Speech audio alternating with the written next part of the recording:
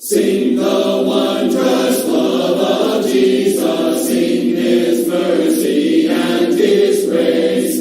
In the mansions bright and blessed, he'll prepare for us a place. When we all get to heaven, what a day of rejoicing that will be. When we all see Jesus, we'll sing and shout the victory.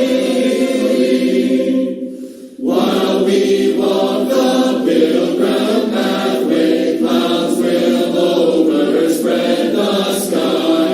But when traveling days are over, not a shadow of a sign. When we all get to heaven, what a day of rejoicing that will be.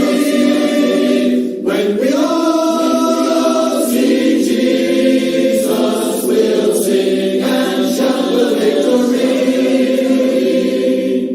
Let us then be true and faithful, trusting, serving every day. Just one glimpse of him in glory will the joys of life repay. When we all get to heaven, what a day of rejoicing that will be. When we all see Jesus, we'll sing and shout the victory. Onward to the prize before us, soon his beauty will behold. Soon the pearly gates will open, we shall tread the streets of gold. When we all get to heaven, what a day of rejoicing that will be. When we all see Jesus, we'll sing and shout the victory.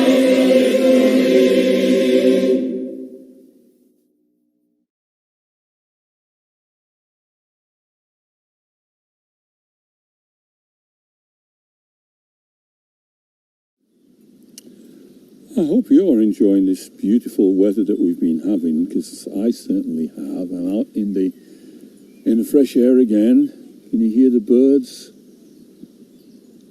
Beautiful day, beautiful day. And I'm looking and I can see lots of flowers and trees and lots of things. It's good. I wanted to share with you a story today about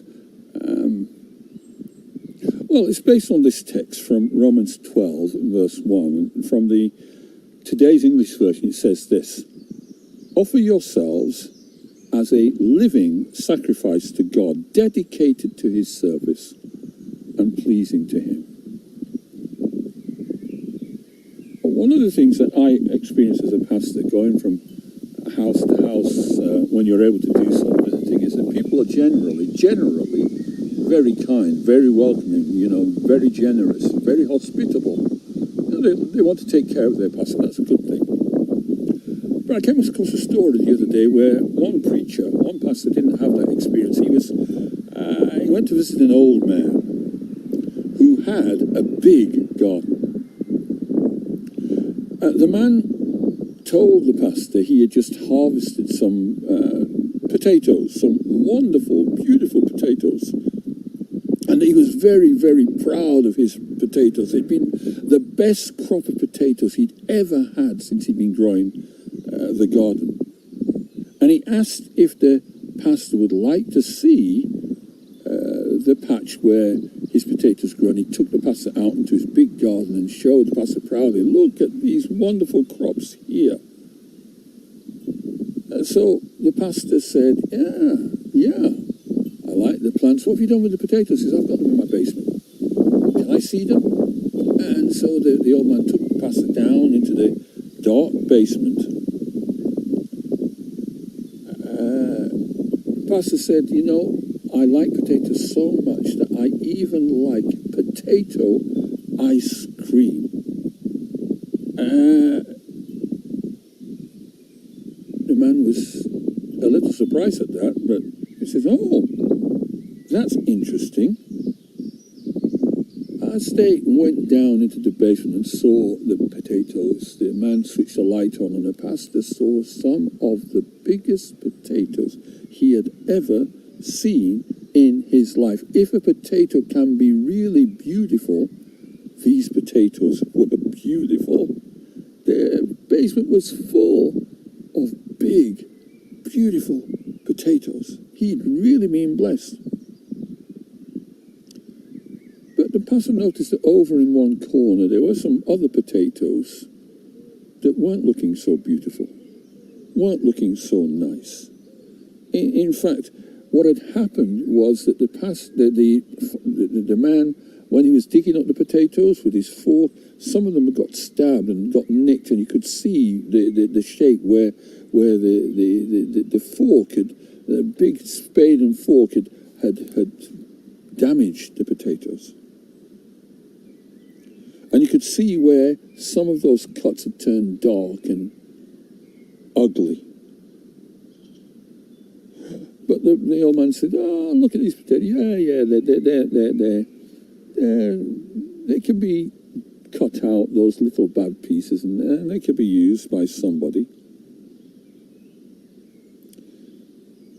The old man then proceeded to give the pastor some potatoes. But not the best ones, but some of the nicked potatoes, some of the ones that had been marked, some of the ones that already had black spots on them. He wrapped them up in a newspaper and handed them to the pastor, and the pastor took them silently, but figured in his own mind, what a selfish gift. You have all of these good potatoes. He didn't say it out loud, but he thought to himself, all these lovely, beautiful potatoes, and you're giving me not the best. You're keeping the best for yourself. Our text says, offer yourselves as a living sacrifice to God, dedicated to his service and pleasing to him. Do you think God will be pleased with our seconds? Or do you think that perhaps what God wants from us is our best? What do you think? Why not today pray to Jesus and say, Jesus, I'll give you my best. I'll give you my best at home. I'll give you my best at church. And for those of you that are going back to school next week, I'm going to give my best at school, because the Bible also says whatever you do, do it not as if you're doing it to a human being, but do it as if you're doing it to the Lord. Whether you grow up to be a scientist, a factory worker, a nurse, or a doctor, a lawyer, a teacher, whatever, even a preacher, we are to be the best that we can be. So give him your best today and every day. Take care and stay safe.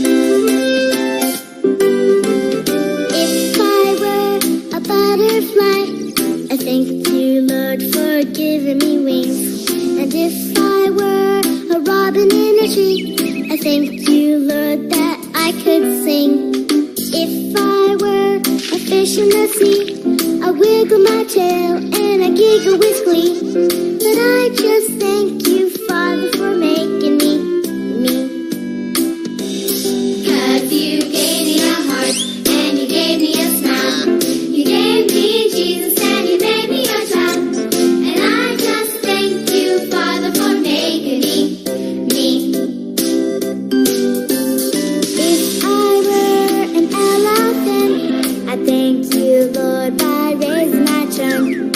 If I were a kangaroo, I'd just hop right up to you. And if I were an octopus, I thank you, Lord, for my good looks. But I just thank you, Father, for making me. 'Cause you gave me a heart, and you gave me a smile. You gave me Jesus, and you made me your child. And I just thank you, Father, for making me. If I were a wiggly worm, I thank you, Lord, that I could squirm. And if I were a crocodile, I thank you, Lord, for my big smile. If I were a fuzzy wuzzy bear, I thank you, Lord, for my fuzzy wuzzy hair. But I just thank you, Father, for making me. 'Cause you gave me a heart, and you gave me a smile. You gave me Jesus, and you made me your child. And I just thank you, Father, for making me. 'Cause you gave me a heart, and you gave me a smile. You gave me Jesus, and you made me your child. And I just thank you, Father, for making me.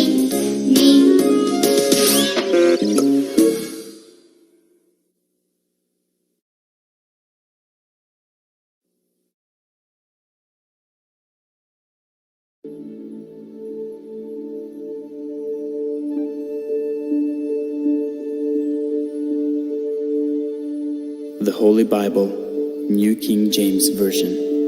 The Gospel according to Matthew, chapter 25, verse 31 to verse 46.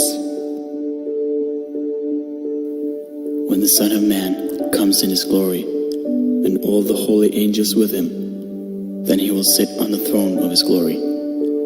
All the nations will be gathered before him, and he will separate them one from another, as a shepherd divides his sheep from the goats. And he will set the sheep on his right hand, but the goats on the left. Then the king will say to those on his right hand, "Come, you blessed of my Father, inherit the kingdom prepared for you from the foundation of the world. For I was hungry, and you gave me food. I was thirsty, and you gave me drink. I was a stranger, and you took me in. I was naked, and you clothed me. I was sick, and you visited me. I was in prison, and you came to me." Then the righteous will answer him, saying, "Lord, when did we see you hungry and feed you, or thirsty and give you drink? When did we see you a stranger and take you in, or naked and clothe you?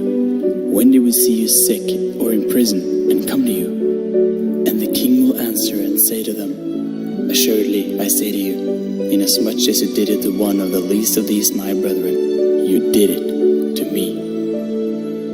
Then he will also say to those on the left hand, "Depart from me, you cursed, into the everlasting fire prepared for the devil and his angels. For I was hungry, and you gave me no food. I was thirsty, and you gave me no drink. I was a stranger, and you did not take me in. Naked, and you did not clothe me. Sick, and in prison, and you did not visit me." Then they also will answer him, saying, "Lord, when did we see you hungry or thirsty or a stranger or naked or sick or in prison and did not minister to you?"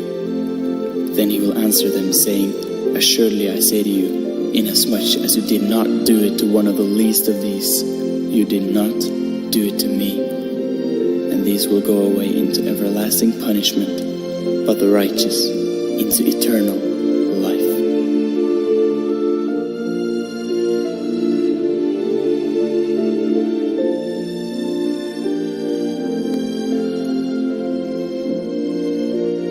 The final shocks. In our world today,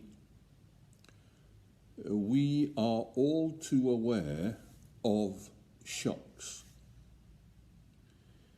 The dictionary defines a shock as a sudden, upsetting, or surprising event or experience. a sudden, surprising, or upsetting event or experience. That's a shock. Our whole world has undergone a shock over the last few months with the onset and rise and ravaging of so many countries and communities and lives due to coronavirus, COVID-19. We find ourselves with a sudden change, so much so that you've heard that word, unprecedented. We are now looking forward to what they are calling a new normal. The old has passed. Nobody is saying that we're going to go back to life as before. Our whole cultures, societies, doesn't matter where you live, has been shocked. Some of us have learned in our own lives and experience whether we have been affected directly by the illness or not. Shocked to find ourselves unable to go to school, unable to go to university, unable to go to work, unable to go visit, unable to go to worship. We never thought that something like that could happen, notwithstanding, happen so quickly.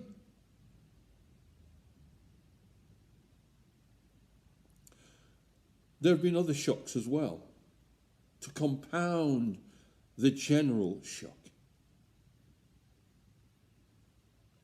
We have found, to our surprise, in recent weeks, that those of us that are from the black community, the African community, the Asian community, have been affected much worse. And that too has come somewhat as a shock. On top of that, we have found that even in the midst of this generalized shock, we can still be shocked by how man treats man, and how the depravity of racism is still rife, still causing pains. We still have that capacity when we read of and see with our own eyes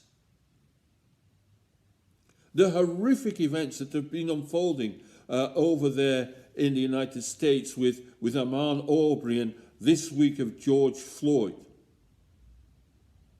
And we are shocked. Rightly so. These sudden, surprising, upsetting events and experiences affect us. I read online that we will have our own in a few weeks' time when a documentary film around the Windrush situation is put on our screens. I read a review of it that says, we will all be shocked at what we read, what we hear, what we understand. And of course, we are right to be upset at the continuing injustice that we find in our world today.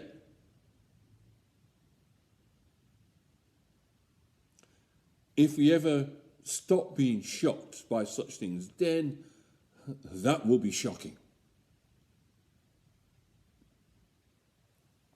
But I come to our passage for consideration today, Matthew 25, 31 to 46, and I want to speak about the final shocks. Because here in this passage, I find at least three shocks. things that are surprising for some, things that should cause us to think, to be upset, to take action in this passage. The first one is, some people will be shocked to understand the certainty of God's justice. The reality that there is a God who is watching and is knowledgeable and is powerful and will act.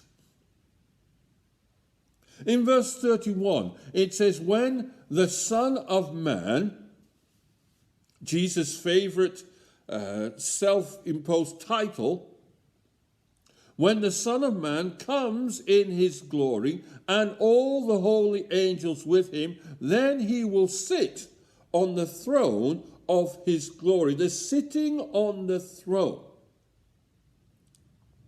Language borrowed from the Old Testament, particularly from Daniel, is a picture of judgment.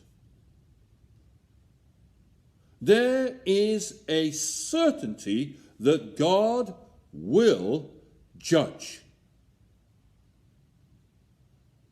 It's not if,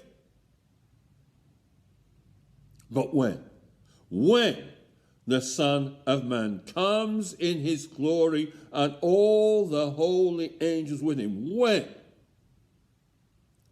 he sits on the throne. And all nations, verse 32, will be gathered before him, and he will separate them one from another. As a shepherd divides his sheep from the goats, and he will set the sheep on his right and the goats on his left. This is a picture that we ought to take note of. There is the certainty of judgment.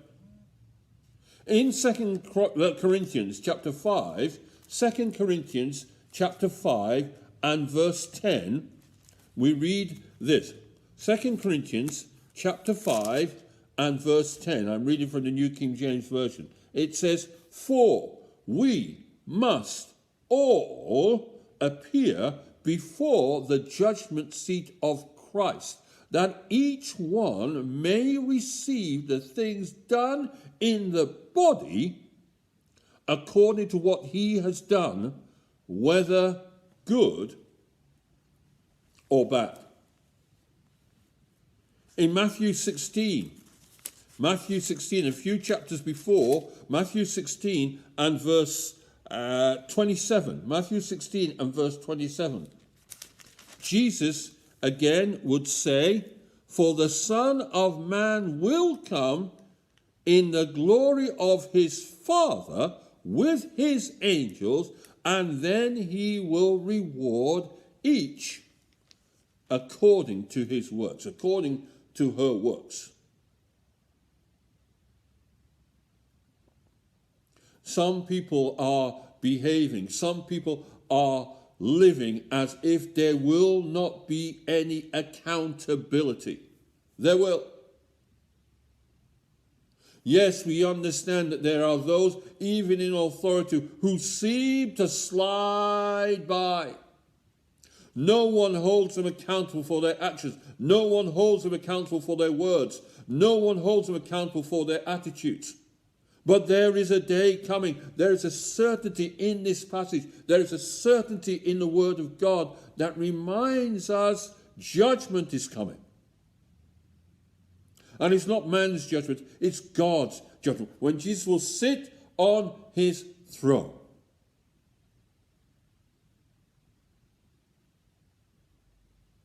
Some of us need to remember that. All of us need to remember that.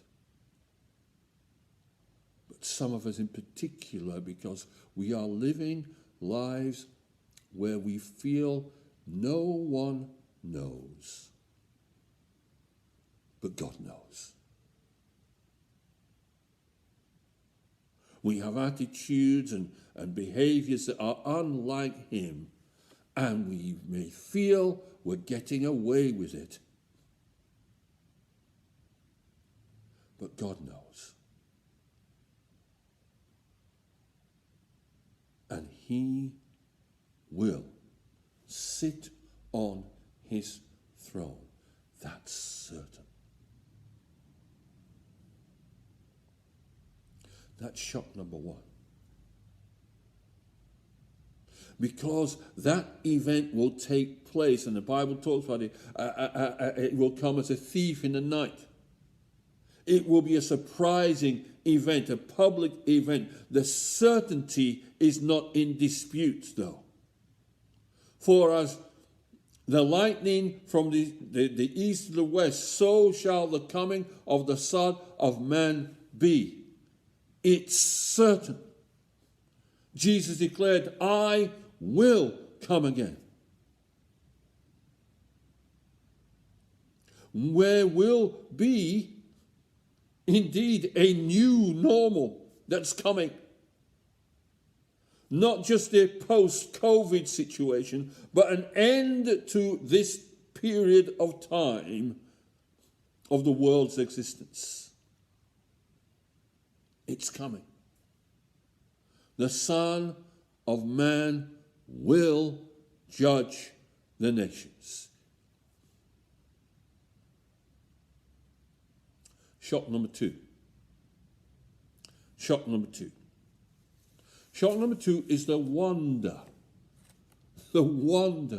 of God's mercy.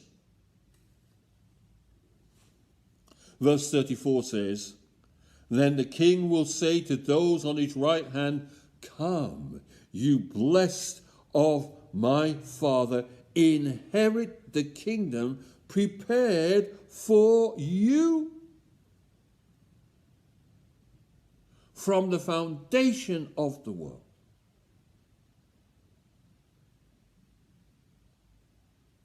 You see, there will be those on his right hand who will be shocked, who will be surprised. It will be a surprising experience for them to hear the judge say, wow, welcome home. Come on. You are blessed. I've been waiting for you from the foundation of the world. I prepared a place for you. Why are they so surprised? Because whatever they did, they weren't self-obsessed. They weren't selfishly motivated.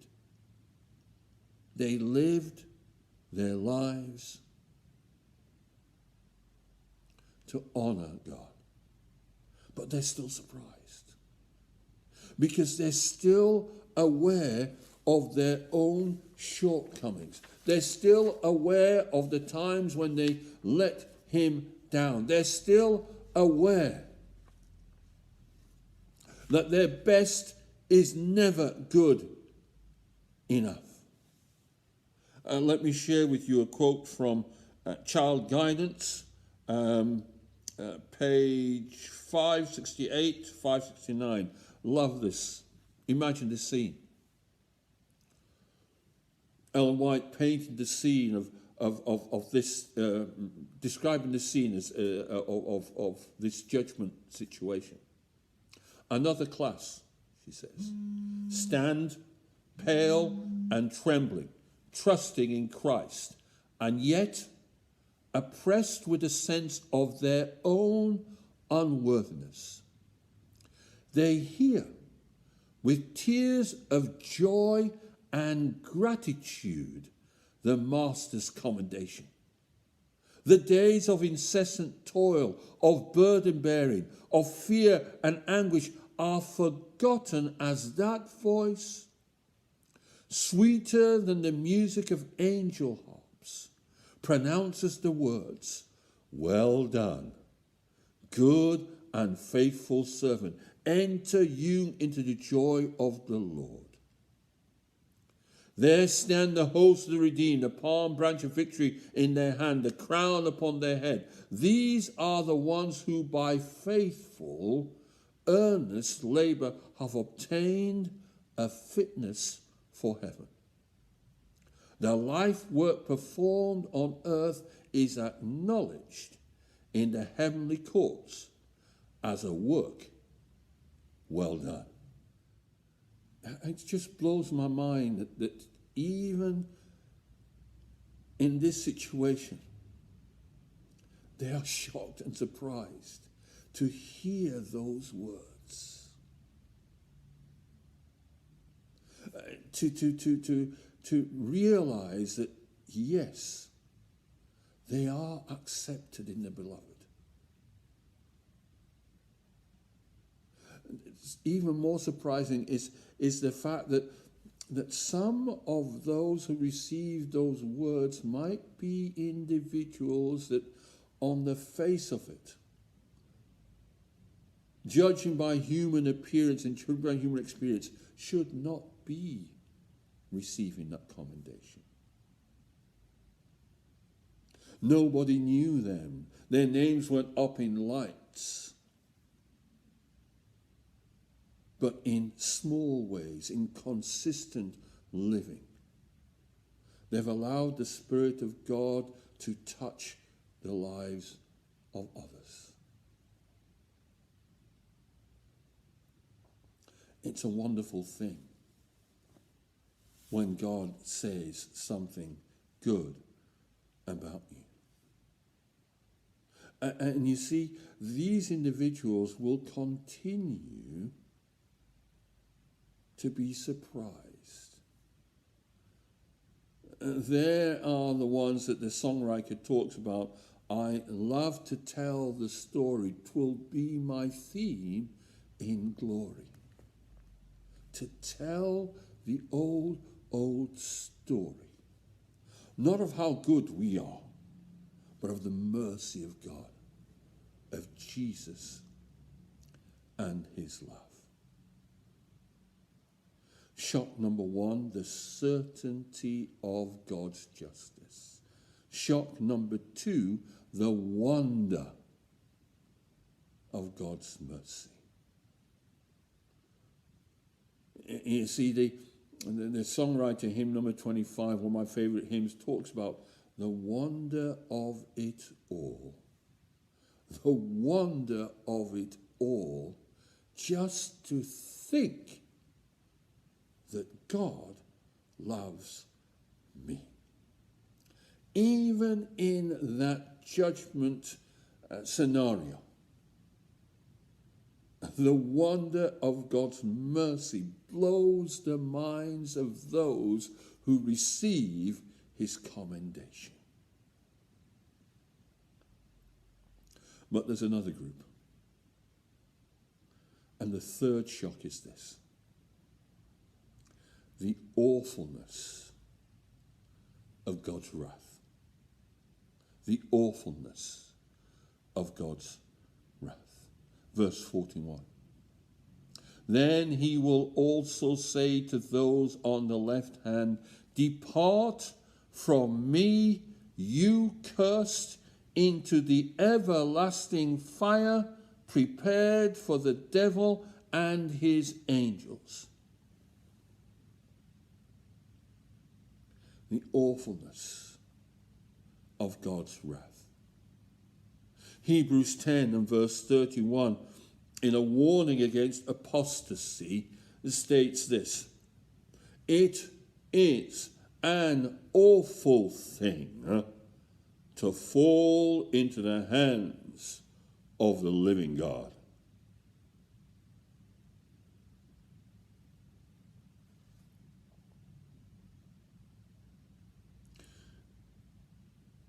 You see, there are some people who don't understand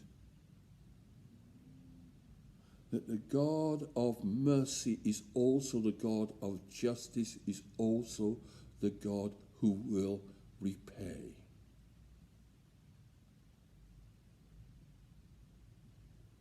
Even amongst those who say they believe, there's an emphasis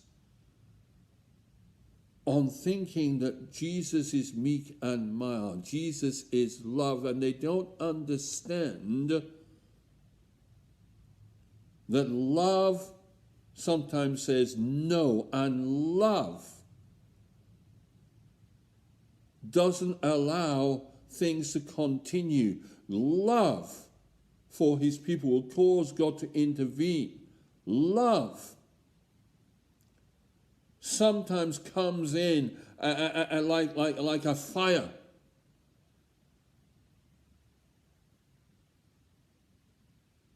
And there are some people thinking, oh, I'll get in anyway. It doesn't matter what I do. It doesn't matter what I say. It doesn't matter how I live. And they will be shocked by the awfulness of God's wrath. Again, quoting from the passage that I said before, which is from Child Guidance, I believe. This is the other side. It says, when you stand before the great white throne, then your work will appear as it is. The books were open and the record of every life made known. Many in that vast company, listen to what she says now, are unprepared for the revelations made. In other words, it's going to come as a surprise. They are unprepared. Upon the ears of some, the words will fall with startling distinctness, weighed in the balance and found wanting. To many parents, the judge will say in that day, you had my word, plainly setting forth your duty. Why have you not obeyed its teachings? Know ye not that it was the voice of God? Did I not bid you search the scriptures that you might not go astray? You have not only ruined your own souls, but by your pretensions to holiness, you have misled many others. You have no part with me. Depart. Depart. You see, just as sweet as the words of mercy and invitation that come to those is a surprise, so to some the words of condemnation will come as a big shock, because they thought they were okay. They thought they had time. They thought they were coasting along. But they'll be surprised and shocked by the awfulness. The awfulness.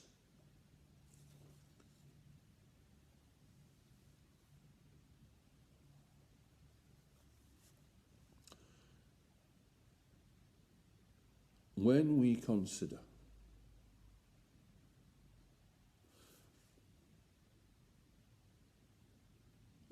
the attitude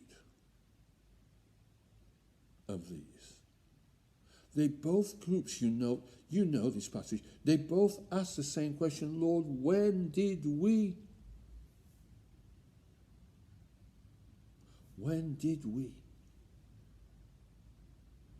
see you? Which leads me to my final thing.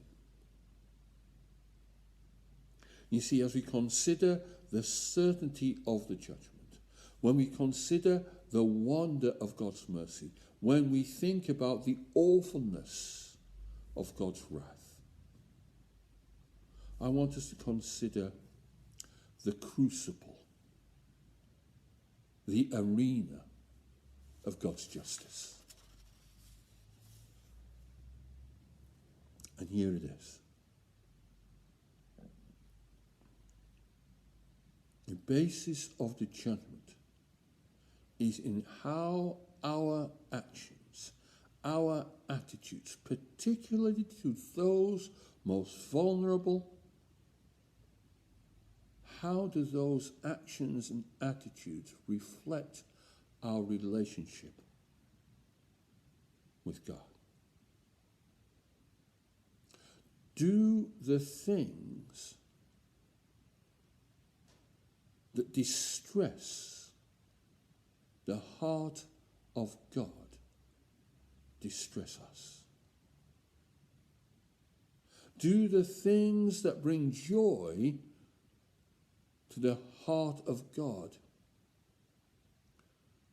bring joy to our hearts? Indeed, is it our determined purpose to so live that we bring pleasure to the heart of God? You see, this is it. This is what Jesus says, because I was hungry, and you gave me food. I was thirsty, and you gave me drink. I was a stranger, and you took me in. I was naked, and you clothed me. I was sick, and you visited me. I was in prison, and you came to me.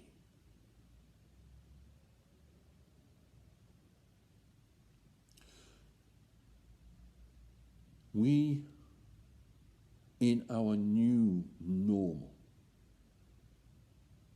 need to seriously consider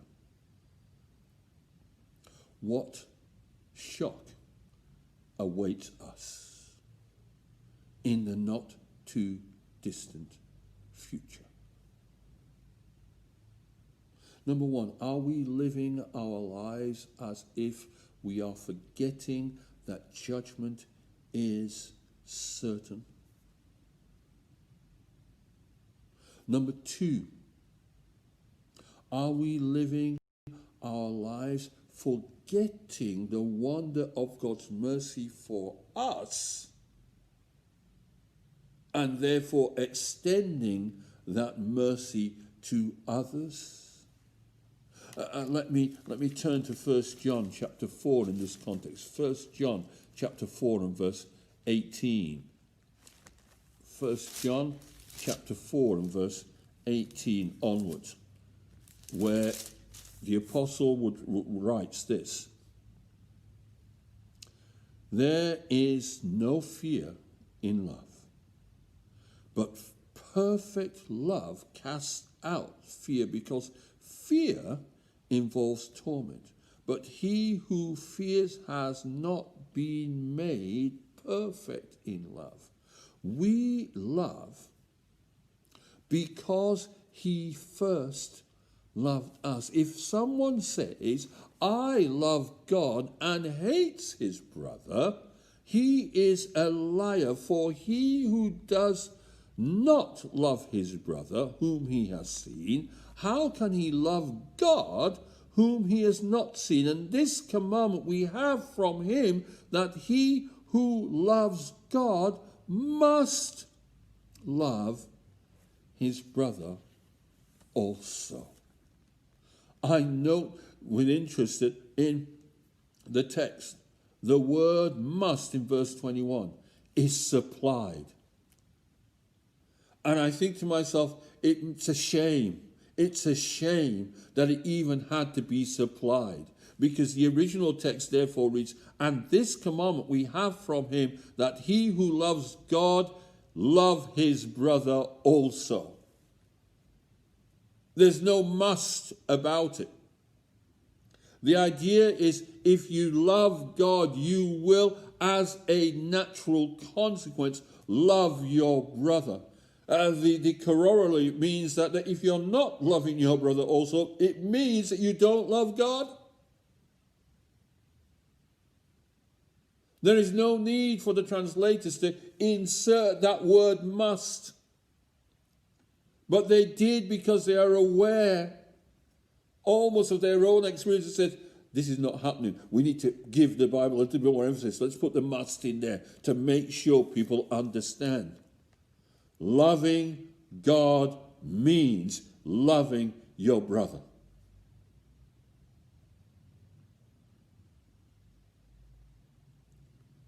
Powerful message.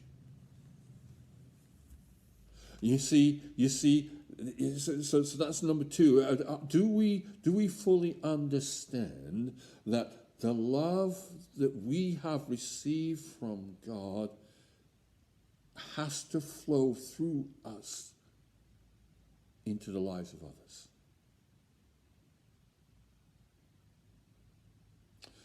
The opposite is also true. Do we understand the awfulness of God's wrath? Going back to verse 41. Depart from me, you cursed, into the everlasting fire, prepared for who? Prepared for the devil. Do you understand the seriousness of what Jesus is saying here then? When you and I refuse to allow the love we have received from him to flow through us to touch the lives of others, particularly those who are most vulnerable, we are, as Jesus would say in John chapter 8 to the Pharisees, of our father, the devil. And our reward will be that has been prepared for him. Why would you or I choose the awfulness of God's wrath? And yet every time we choose to resist the Spirit's promptings to engage with hurting lives and hurting people, that's exactly what we are doing. One final quote from, let's see, this one is from Ministry of Healing, page 310. Notice this. They may now defraud and oppress the poor. They may rob the widow and the fatherless. They may indulge their satanic hatred because they cannot control the conscience of God's people. But for all this, God will bring them into judgment. Not long hence they will stand before the judge of all the earth to render an account for the pain they have caused in the bodies and souls of his heritage. Some serious words. But I left a few words at the beginning of that phrase out, because I'm sure you are now you're listening to that and saying, wow, serious. But what makes it even more serious in my eyes is this. Let me read the whole of the quote now. It begins with this: men who claim to be Christians. Men and women who claim to be Christians may now defraud and oppress the poor. They may rob the widow and the fatherless. Men who claim to be Christians may indulge their satanic hatred because they cannot control the conscience of God's people. But for all this, God will bring them into judgment. Not long hence is the warning.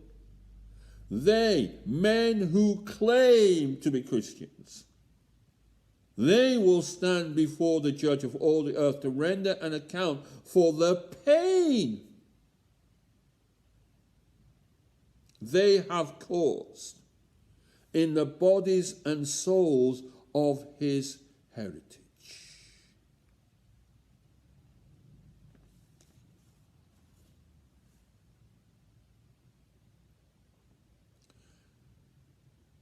The certainty of his judgment, the wonder of his mercy, the awfulness of his wrath, the final shocks. And all of them are within the crucible of how you and I interact with, engage with those who are less fortunate. What is it that God is trying to say to us in this experience as we now begin to start to think of our future, the future of our church, the future of our congregation, the future of our engagement with the community?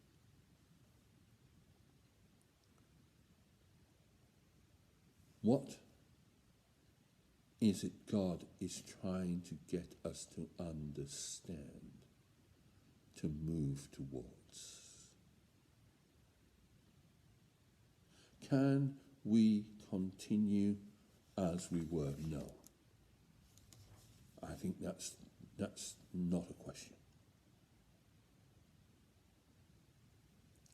We need to pray. We need to ask God for forgiveness where we have failed to allow his Spirit to flow, not just into us, but through us. We need to pray that he will give us insight and a determination that we will be agents of his love, of his mercy. All who choose Christ's kingdom of love and righteousness and peace, making its interest paramount to all others, are linked to the world above. And every blessing for this life that is needed is theirs. May God grant that we will not be shocked, because we will recognize judgment is coming. An end to the injustice that we see all around us is coming. May we not be shocked on that day by the awfulness of his wrath. That we won't be like those in Revelation 6 who call for the rocks and mountains to fall on them, hiding us from the face of him that sits on the throne. But rather may we be shocked like those who stand feeling themselves unworthy before the Lamb, but because they've allowed his love to shine, will receive those words of commendation. Come, blessed of my Father, inherit the kingdom prepared for you. Won't that be a nice shock? Don't you want to receive that surprise? Let's determine by our study of Scripture and by our prayers and by allowing the Spirit to use us, that's the surprise that awaits. Amen.